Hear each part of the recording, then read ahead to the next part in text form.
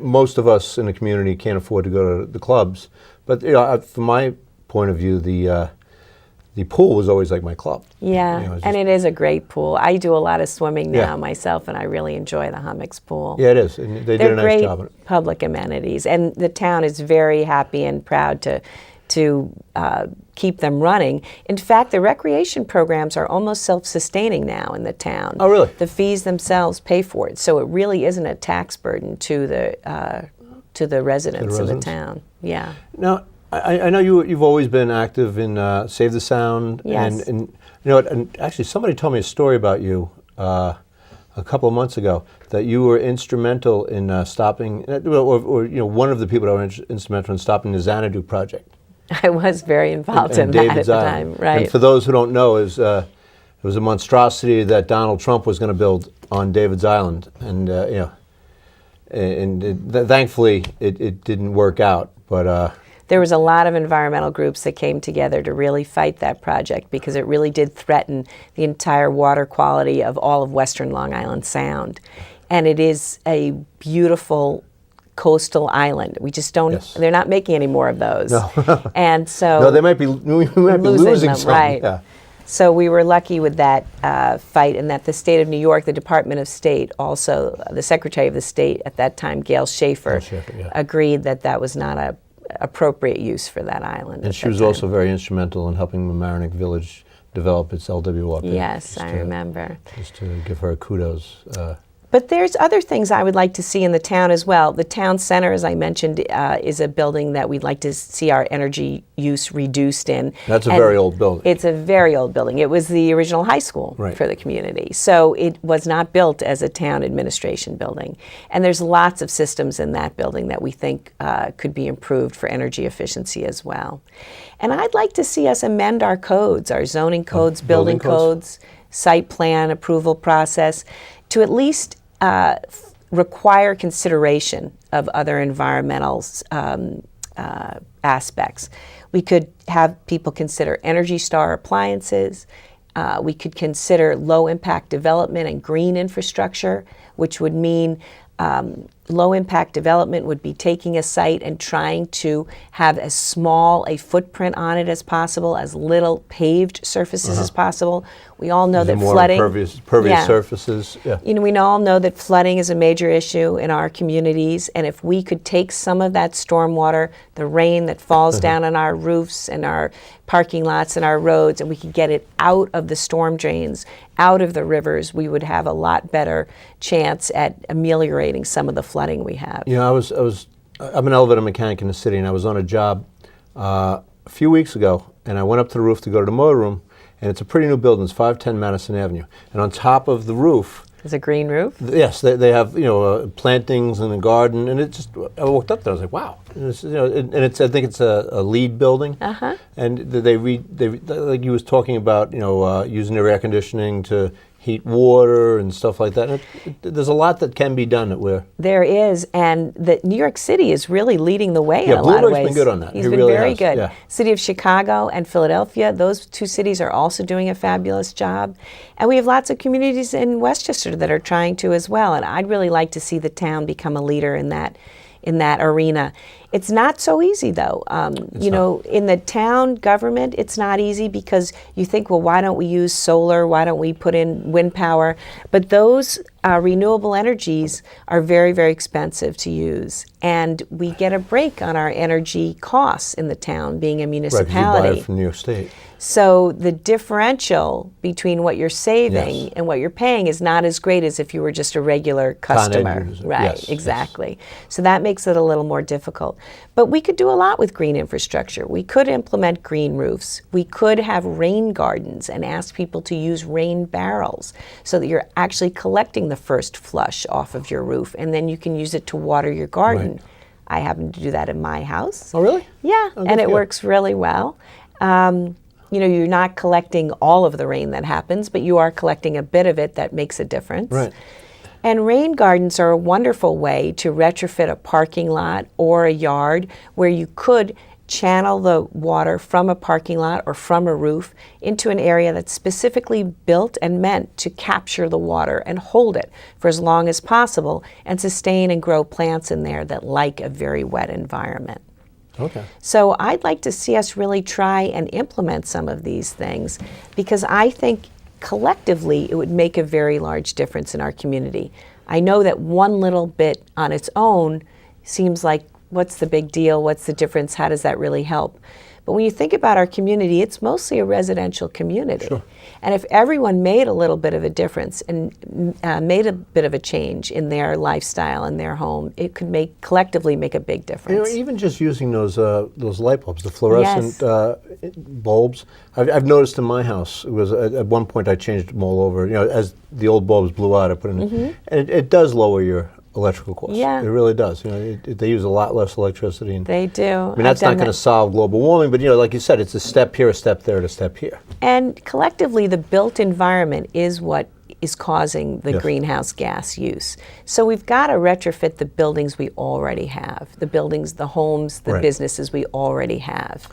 Is there any thought being given to not just in Mamaroneck, but I guess little communities like us have to, especially coastal communities, about what effects global warming will have on us 15, 20, 50 years from now? Yes. It's because at some point, we can't stop what's already happened. Right. So we have to prepare for the damage we've already done. And it's called adaptation. Looking at how can we adapt so that we are prepared for what is an inevitable rise in sea level and increase in storms. I mean, certainly we've seen what's happened recently. Intensity of storms and frequency of storms. The 100-year flood is now every other year. Right, and to say, well, Sandy was an aberration, it will never happen again, is just unrealistic at this point. So we do have to look at our built environment and think about how can we adapt it so that it can withstand the more frequent, more severe storms or sea level rise. And it's a very tough thing to do because a lot of our infrastructure is built right at the edge of the water. Certainly our sewage treatment plant we all know and love in the village of Mamaroneck is right at the edge of the sound. Most electrical producers are built right by the water. Right. It's so there's got to be some protection of those or a rethinking of elevating them, moving them back, to higher ground, higher elevations. And there's a lot of study that's going on. In fact, the state is really trying to encourage coastal communities to look at adaptation and what they can do. We're working with the Climate Smart Communities group out of New York State to try and plan for some of that. All the communities are being asked to do a hazard mitigation plan. You're right. So that's what I want to get at. Is there someone from the state who's helping communities like Mamaroneck and Rye and New Rochelle adapt and plan for the future and decide what can be hardened or what has to be moved?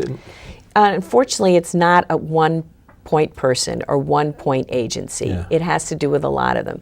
FEMA's involved. When you start talking about the waterfront, you're talking about Army Corps of Engineers, Department of Environmental Conservation, Department of State in the state of New York. I guess I really think that we need somebody to just take charge and say, this is what we have to do to have survivability for these cities. I think that it would be helpful if we could have more of a centralized location and person or agency that would really help with these things.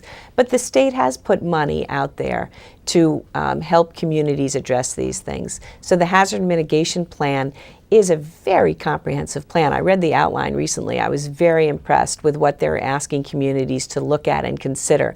I joked that you're going to have to go to the Bible to think about all the possible hazards they suggest you got to think about. The frogs, right.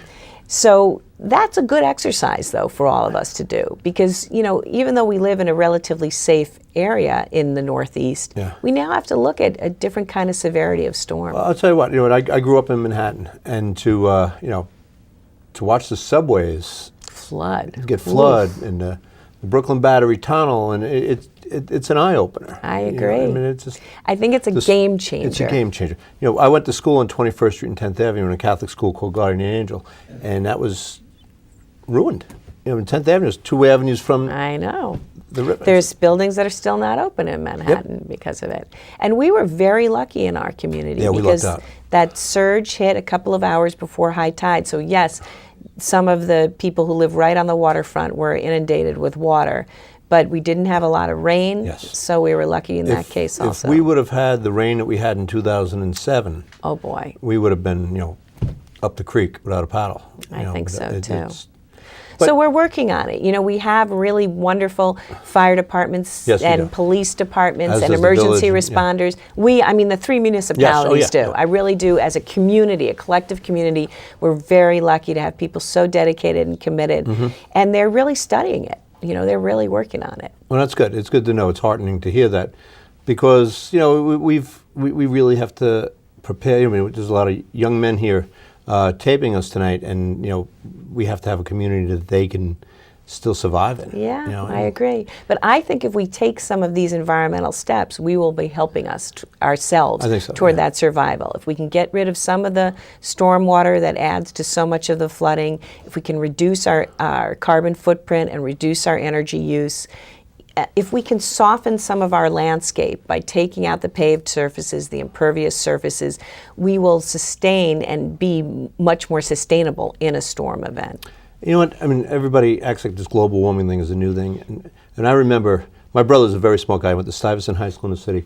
And I remember in 1977, 1976, him doing a paper on, the danger to the of what we were doing in the atmosphere. Wow. I don't think he came up with the idea, but I think he was interested in it. So this was something that we've known about for decades. Yeah, scientists certainly have known about it for a long time, and it's a very difficult concept to get a grip on because it's huge change. Huge, and there's a lot of money involved in people's careers, and somebody once said, your job depending upon not knowing a fact makes you not know the fact. It's true. Yeah. And, there seems to be a lot of folks out there who still wish to deny it. Yes. But I think after Storm Sandy, it's pretty difficult to deny. Even someone who denies and now say, well, it's happening, but we can't do anything. We have to try. We have to try. We definitely have to try. You know what? I just want to wrap up. Nancy, thank you very much. This has been a great conversation. I just want to remark on one thing. Today, Ed Koch died, and Ed Koch was the mayor when I was a young man in New York City, and I got interested in politics in 1977 watching the Democratic primary for mayor. It was Ed Koch, Mario Biaggi, Herman Badillo, Mario Cuomo, Bella Abzug, and Abe Beam. Wow. And I used to watch the debates, and the debates were moderated by a guy named Gabe Pressman. What a great name for a reporter, right? Gabe Pressman. And all those people were New York icons, and they all went on to have great lives and great careers, and governors and judges and congressmen and everything else. But hopefully Ed Koch is tonight going up to meet St. Peter at the pearly gates and asking St. Peter, how did I do? And I think the answer will be, you did fine, Ed. Come on in. I didn't always agree with him, but you had to respect the guy. You knew where Ed stood on stuff. Yeah. There was no doubt about Ed's feelings. He was a New York icon. He was a New York icon. He really was. And you'd see him on the street in New York, and he'd go, "Hey, how am I doing?" And he was what he appeared to be is what he was. I think you're right. There are very few people that are actually like that. And Godspeed, Ed. And thanks to everyone here for helping out.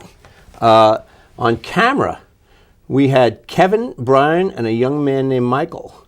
On graphics, we had Andre, and on technical director, Scott, and director, Remy. And thanks always to Dina Schumacher, who runs the studio.